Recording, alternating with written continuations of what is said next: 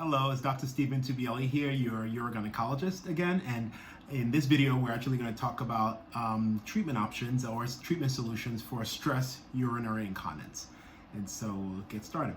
So if you've watched the previous video on urinary incontinence, you will be familiar with what stress urinary incontinence is, but just to review again, stress urinary incontinence is leakage of urine that occurs with activities. And being a urogynecologist, I take care of women, so I'm going to talk about it in women.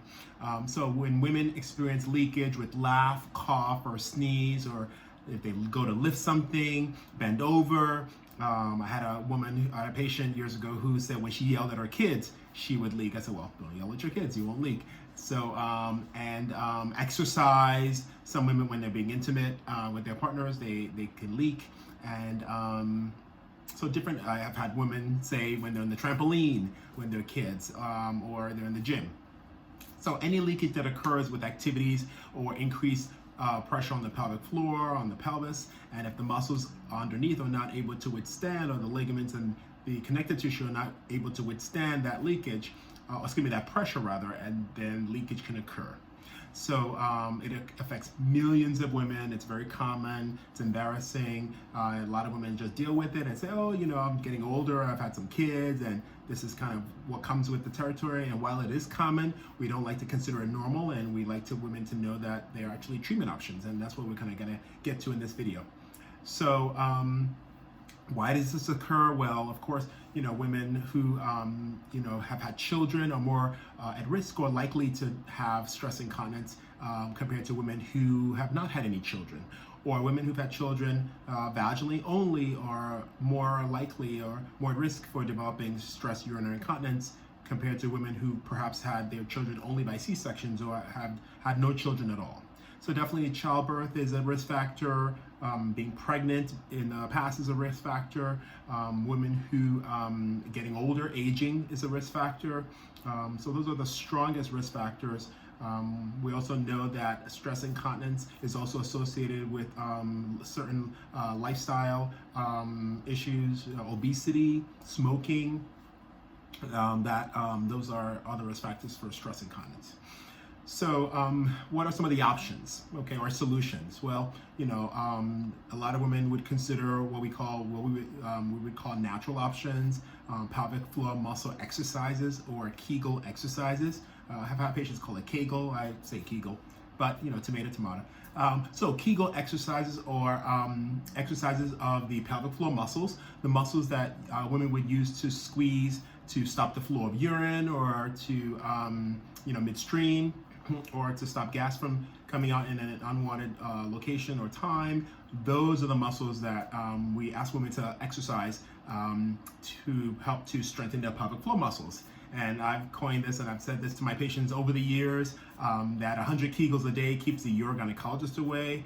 And the more a woman does, the better. There are some Kegel muscles that she exercises that she contracts those muscles quickly in a period of time, and they're the ones that she contracts or squeezes and holds it for as long as she can, and that the goal is to get the muscles stronger in that way.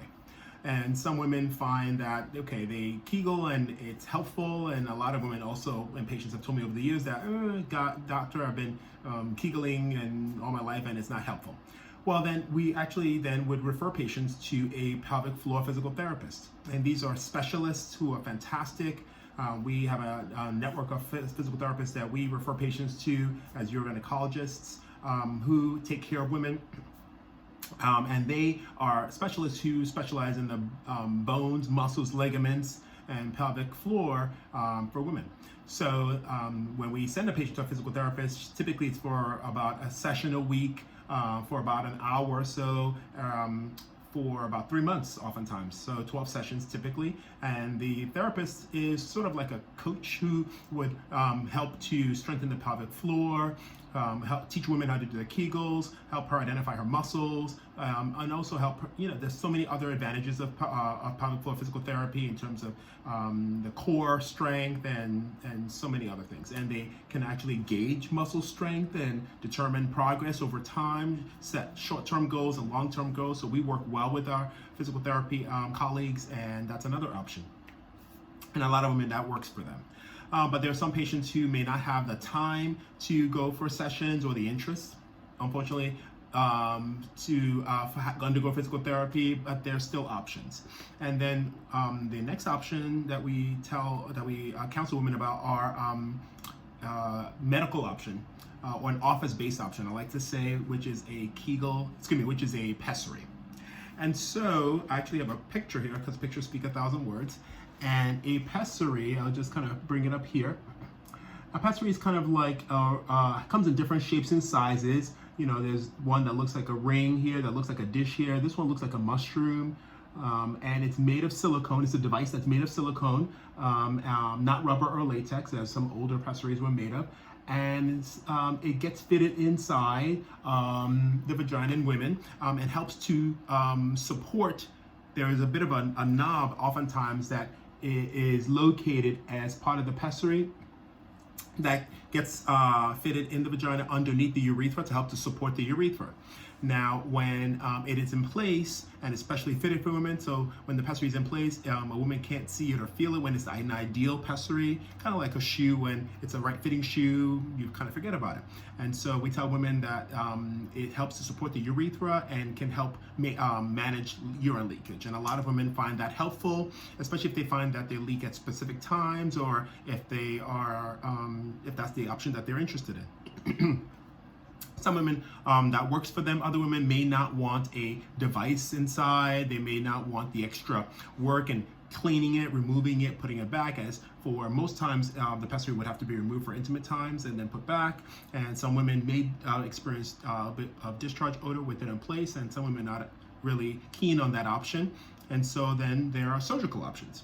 And the options can range from an injection procedure, like a collagen injection that goes into the urethra to help to bulk up or support the sphincter, or using sutures to support the urethra and the bladder, and that can be done either laparoscopically or robotically, or a sling procedure, which is a procedure that uses a ribbon of mesh to support the urethra, and that procedure is very successful and is very popular.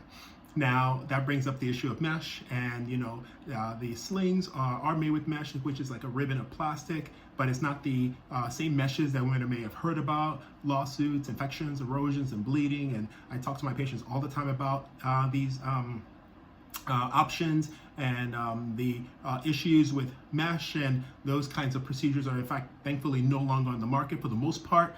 The slings have been around for greater than 2 decades now. It works well when it's done by a board-certified urogynecoloogist and somebody who's specially trained to do these procedures. It actually works very well, supports the urethra, and can provide control and can help to manage that leakage. So there are several options, and I'm just kind of giving a very broad overview of these options. Each one has their pros and cons and their success rates, but thankfully we're able to offer many options to women so that women don't feel they have to live or put up with these conditions as stress incontinence. And so, having said that, I would say, yes, it's important that women know that they don't have to live or put up with it. The next natural step would be to be evaluated and kind of nip it in the bud early, where there's still several options versus waiting and then those options get limited. Seeing a board-certified urogynecologists like myself is very helpful because we are trained.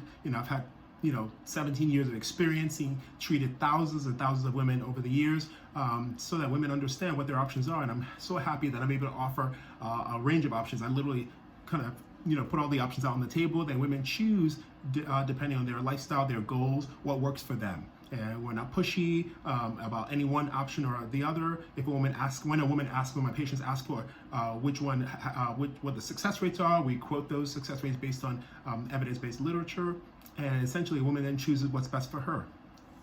So I know I mentioned a lot. If you would like more information about stress incontinence and treatment options, you can go to my website, which is www.drsteven, so drsteven with a PH, Tugbiyele.com, and there'll be a link at the end of this video, attached to this video. And you can get some more information there. My practice website is Northside Center for Urogyn.com. So that's Northside Center for Urogyn, all one word.com. My office number is 470-325-1280. And you can also find me on Facebook, LinkedIn, and YouTube, obviously, and my website. Okay, thank you for listening. Till the next video, take care. Bye.